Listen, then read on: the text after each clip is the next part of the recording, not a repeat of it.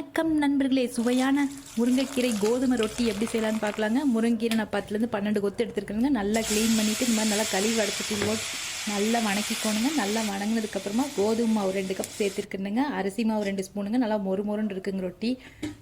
அதுக்கப்புறம் பார்த்திங்கன்னா உப்பு, தேவையான அளவு உப்பு சேர்த்துக்கோணுங்க. மிளகாத்தூள் காரம் உங்களுக்கு எந்த அளவுக்கு வேணுமோ அந்த அளவுக்கு சேர்த்திக்கலாங்க. சீரகம் போட்டிங்கன்னா நல்லா மணமாக இருக்குங்க. வரமிளகாய் வெண்ணெய் போட்டுக்கலாம், காரம் பிடிக்குன்னா 2 கிள்ளி போட்டிங்கன்னா நல்லா மணமாக தான் இருக்குங்க.